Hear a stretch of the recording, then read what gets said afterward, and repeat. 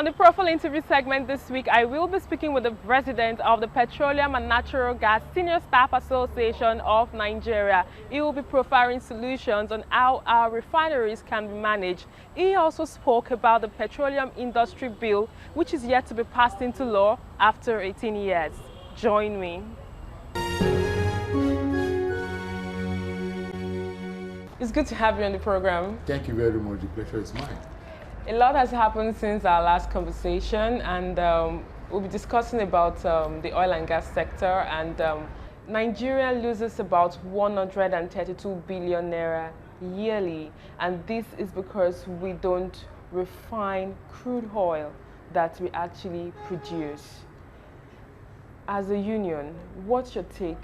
What are your recommendations to the government, especially when it comes to the overhaul of the refineries in the country?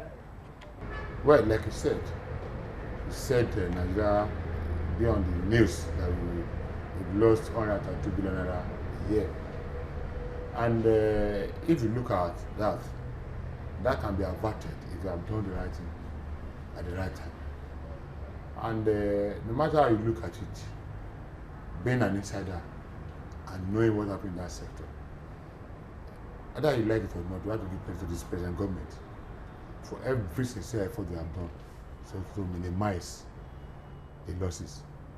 There will also be more than this.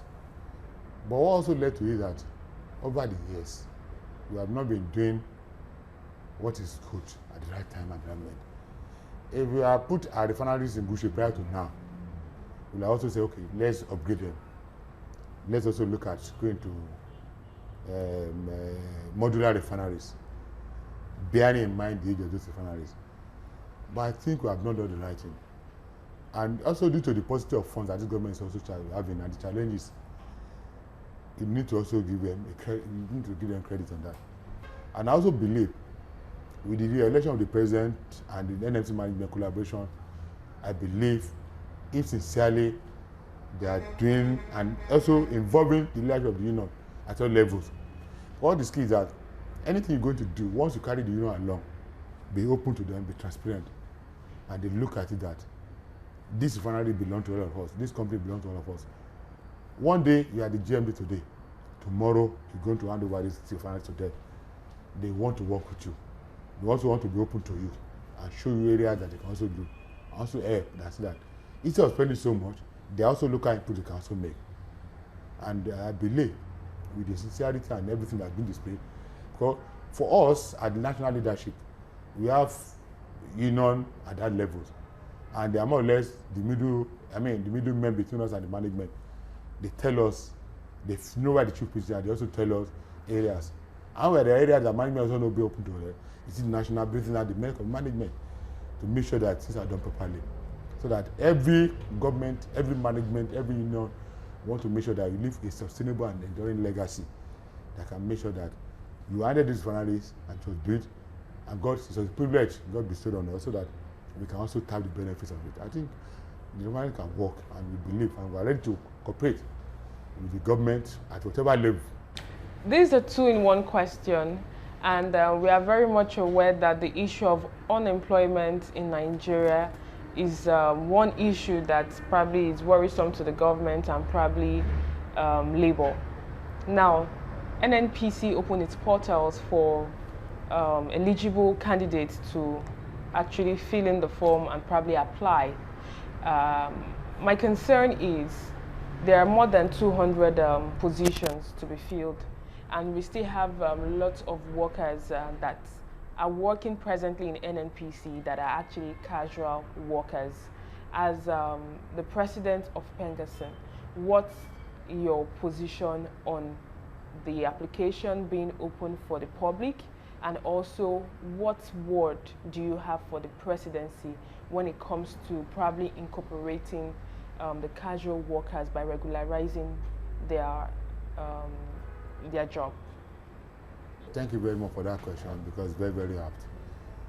And looking at it, we give kudos to the NMC management, to government, because unemployment is very, very rampant in the society.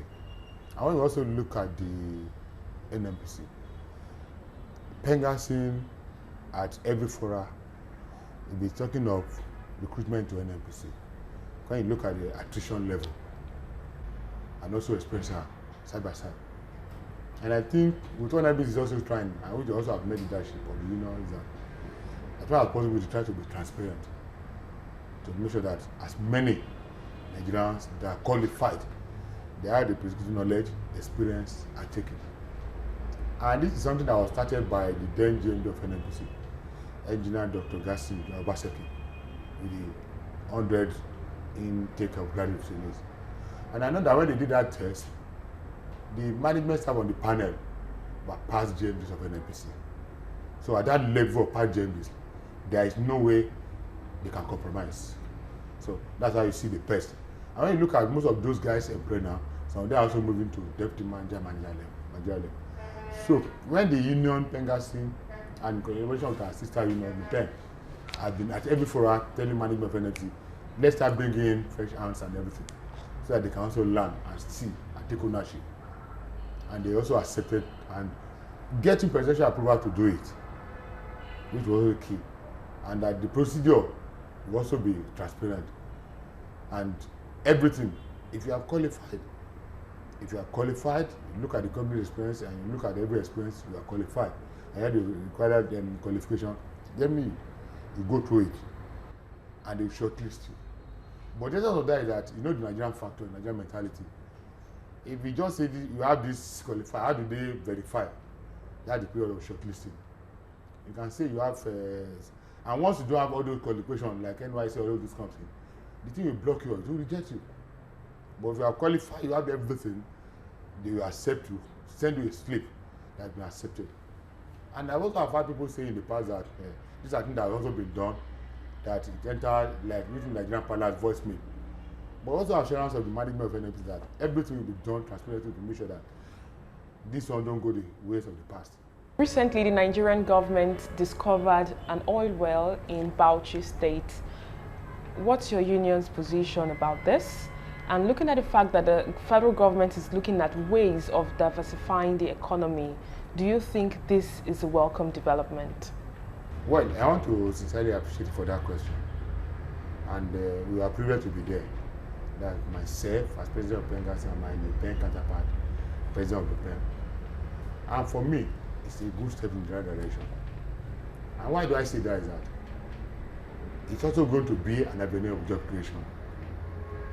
And when we went for that program, that was Konomi Oil Well River Sport in academic local government Barambu in Bauchi State. And when we went for that program, that production oil well, it was a good development for this country. And you can see the excitement expressed by citizens of Bauchi and Gombe. Because once it's done well and everything start producing and everything, it also means that they also have first out of are bringing job opportunities, getting job opportunities. And so even if they are also not well learned, when you also have people that also experience and expose, they can also start developing interest. As this is coming to us, this is one of the benefits of democracy. One, the security of those operations will be guaranteed. The genuineness and commitment to make sure that it succeeds will be there. So that the citizen of that place can also be employed. And the development of the oil and gas sector, and to also make sure that if there are restrictions in oil and gas, if there are SYZ in all this trouble area, and there is peace there, and that also give them that, okay, if you can get it there, you can also now go and explore. And that will be to the benefit of the Nigerian nation. And that will also bring on let's unify Nigeria and bring unity. That in every area we are in this country, Nigeria should be paramount in hearts. And with that, job creation will be enhanced, job opportunity will be enhanced, and you can also see that investment will be enhanced. And whatever the government is now going to also just diversifying, it's not going to be as if you are closing oil and gas sector, to also augment and ease the burden and pressure on the operation of oil and gas, which will also go a long way. And you can also see that the government is also looking at agriculture, mineral resources, mining and everything. So with that being put on the front burner, you can see that instead of job creation and restiveness and enhancement of the potential of Nigerian capacity building will be a thing of the past, and the economy will continue to grow from that. The petroleum industry bill is yet to be passed into law, and the struggle has been on for more than 18 years. Now, I would like to ask you, how has this step that the government is yet to take, how has it affected investors in having confidence in the industry? The issue of petroleum industry bill is something that is long overdue, and it's shameful and sad that for years we have tried in the communication sector, we are still reaping the benefits. That the oil and gas sector, we do not have a legal framework. Look at the Pension Act, it has been amended. It's unfortunate.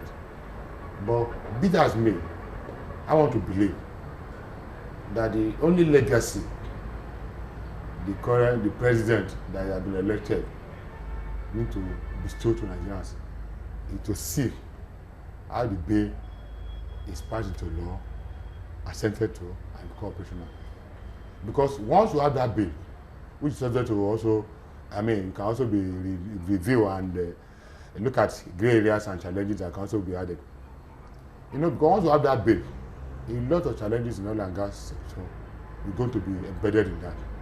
The issue of host community, the issue of fiscal bill, the issue of cash cost, the issue of state of refinery, the issue of functionality of having operators, either two operators or two entities like oil and gas, like NNPC, DPR, having fiscal regimes and everything. It's been a thing of the past. And I believe we are paid lip service to it. But I also want to say that the fears, and I also want to say that the fears being expressed that once these are done, there won't be easy access to free money. It's misplaced. Because once you do that, you won't see most of these IOCs divesting and leaving the shores of this country. Once it's passed, Nigeria will be very investor friendly. And people also have the confidence. And they look at that, there are no shortcuts. Everything that's done properly as has been done, then they want to invest more. And when there are areas of grievances that also look at, let's see what we can do. After being passed and implemented, we can also now say, okay, let's review some areas that are also not captured. Because there is no bill that's going to be perfect. There's going to be all encompassing. But we must start from somewhere. And with that, the oil and gas industry will be the better for it. And with that, investors will come, job security will be there, job enhancement will be there, state community issue will be there, local content will be resolved, and restrictions in the other sector will be involved. And you can see that there will be job explosion, expansion, and everything will go. But we want to be appealed strongly. I also want to say that for oil and gas, Pengas and Pen, we're going to do greater advocacy at every forum. We're going to put pressure. Also try and have meetings with leadership of the House of Representatives, leadership of the Senate, National Assembly, and relevant government agency. Let's see what we can do for the benefit of Nigerians and for the benefit of this industry, that we can pass something that's subject that can also be amended. But let's start from somewhere. And we believe with our collaboration as Pengas and even governments keeping them on their toes, the PIB will be passed. It's unfortunate that it's going to go through the process and again. And I also believe that looking at the National Assembly and the greater efficiency, if they all believe in the survival of this country, we as collaborate with them. It doesn't need to go through 50, 80 years. On that, if there is serious commitment and dedication, within a year it can be passed, ascended to. We believe that. I'm going to work with government, legislators, and everybody to make sure that this is coming to tandem and can also grow, and the industry is good to go. Thank you very much for joining us on this program. Thank you. I appreciate it. And that's all we can take on today's edition of the program. Join us next week for a fresh edition of the show. I am Sharon Ijason. Thanks for watching, and remember, labor creates wealth.